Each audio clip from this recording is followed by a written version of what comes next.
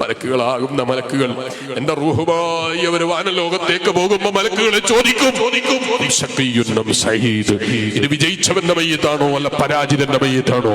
പരാജിതന്റെ മയ്യത്താണെങ്കിൽ നാറിയിട്ട് അവർ ഓടിക്കളയും, അവർ മാറി നിന്ന് കളയും.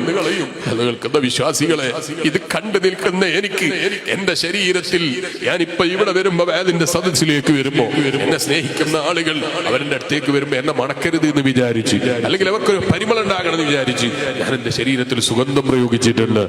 ആ മലക്കുകൾ മാറുന്നു എന്ന് പറയുമ്പോ എനിക്ക് കിട്ടുന്ന ഒരു സുഗന്ധമില്ല. എന്റെ കയ്യിൽ കൊണ്ടുപോകാൻ ഒരു വസ്തുവില്ലാത്ത സമയം ആ നാറുന്നു എന്ന് പറയുന്ന രംഗമുണ്ടല്ലോ, അത് ഭൂമിയിലെ നാറ്റം, വേർപ്പിന്റെ നാറ്റല്ല. നമ്മുടെ ജീവിതത്തിൽ നമ്മൾ ചെയ്തു വെച്ചിരിക്കുന്ന ചെയ്തികളുടെ നാറ്റം. ആ നാറ്റം കൊണ്ട് പ്രയാസപ്പെട്ട് മലക്കുകൾ ഓടുന്ന സമയത്ത് മനുഷ്യൻ ആഗ്രഹിച്ചു പോകും, ഒന്നുകൂടി റബ്ബിന്റെ ഭൂമിയിൽ തിരിച്ചുപോയി ഒരു ജീവിതം മാറി ജീവിക്കാൻ അവസരം കിട്ടിയിരുന്നെങ്കിൽ. പക്ഷേ മുസ്ലിമായ മനുഷ്യ, അവസരം നിഷേധിക്കപ്പെട്ടവനെ പോലെ ആ റബ്ബിന്റെ കോടതിയിലേക്ക്, നരകാഗ്നിയിലേക്ക് വലിച്ചേക്കപ്പെടുന്ന ആ പാരത്രിക ലോകത്തെ മറന്ന് ഭൗതികമായ സുഖങ്ങളിൽ ലയിച്ച് ജീവിച്ച് അല്ലാഹുവിനെ മറക്കുന്ന വിവരം കെട്ടവരായി പോയാൽ, അത് കേൾക്കുന്ന വിശ്വാസികളെ, നമ്മളെ ജീവിതം കൊണ്ട് നമുക്കൊന്നും നേടാൻ കഴിഞ്ഞില്ല എന്ന് നമ്മൾ അവിടെ വെച്ച് പറഞ്ഞതുകൊണ്ട് കാര്യം ഉണ്ടാകൂല.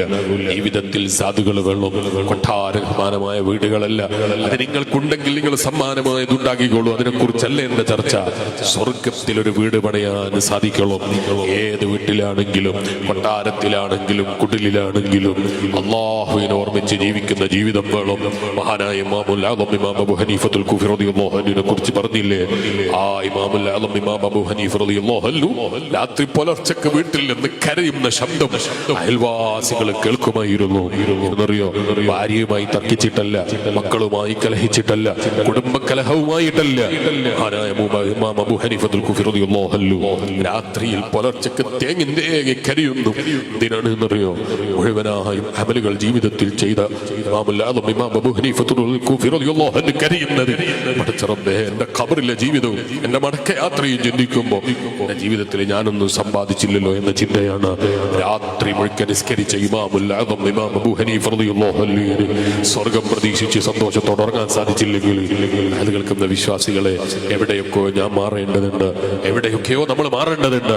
ആ മാറ്റങ്ങളെ കുറിച്ചുള്ള ചിന്താഗതികൾ നമ്മളെ ജീവിതത്തിൽ ഒരുപാട് ഉണ്ടാകട്ടെ എന്ന് മുതല്ലിമായ എന്നെ ഓർമ്മപ്പെടുത്തി, നിങ്ങൾ ഓർമ്മപ്പെടുത്തി ഞാൻ എന്റെ വാക്കുകൾക്ക് വിരാമം കുറിക്കുന്നു.